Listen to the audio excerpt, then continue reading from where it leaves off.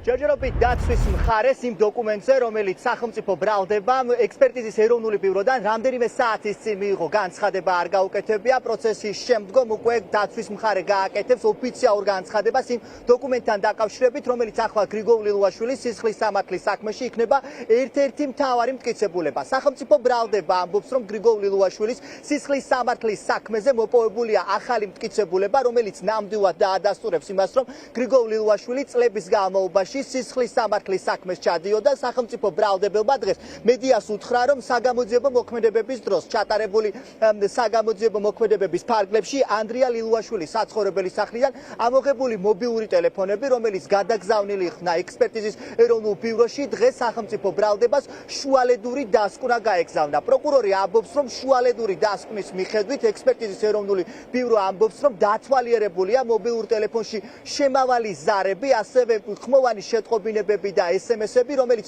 გრიგოლ ლილუაშვილისა და ანდრია ლილუაშვილის კოორდინაციას ასახელებს. ისინი როგორც ჩანს წლების განმავლობაში ერთმანეთთან მჭიდრო კავშირში იყვნენ და სახელმწიფო ბრალდება ამბობს, რომ ამ მობილური ტელეფონების დათვალიერების საფუძველზე მათ გაუჩნდათ საფუძვლიანი ეჭვი, რომ ანდრია ლილუაშვილი და გრიგოლ ლილუაშვილი წლების განმავლობაში ეგრეთ წოდებულ call-center წლების განმავლობაში მფარველობდნენ და ამ თაღლითურ სქემაში მათ თავიანთი წილები ჰქონდათ. გამოძიების ეტაპზე ამ სისხლის სამართლის საქმეზე ამოღებული იქნა ანდრია ლილუაშვილის ბინის და პირადი ჭრეკისას მობილური ტელეფონები, მისი პირად ტელეფონებზე მოხდა საუბარი, აღნიშნულ ტელეფონებზე დანიშნული იქნა კომპიუტერული ექსპერტიზა.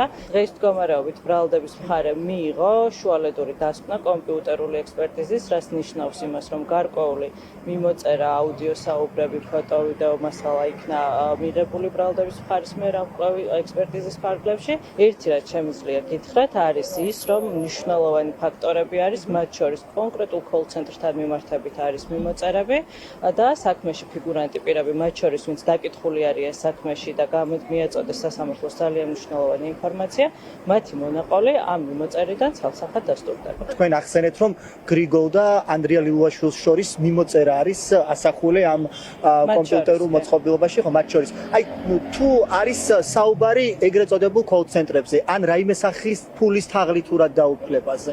უშუალოდ დანაშაულებრივი ქმედებაზე რა მიმოწერა, რა ადასტურებს ბრალდების მხარის პოზიციას, კიდევ ერთხელ ჯერ რაც არ არის დართული, რა თქმა უნდა, ამაზე ვერ ვისაუბრებ.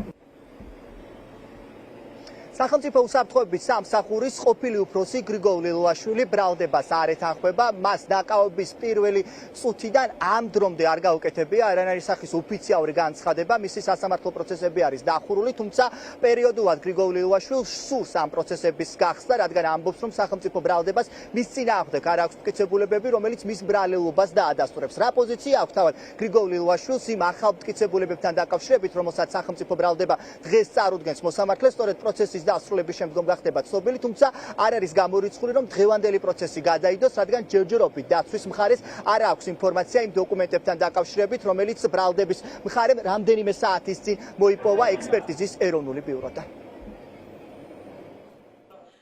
ბრალდების მხარის მტკიცებულებათა დასრულების შემდგომ დაცვის მხარე დაიწყებს თავისი მტკიცებულებათა გამოკვლევას.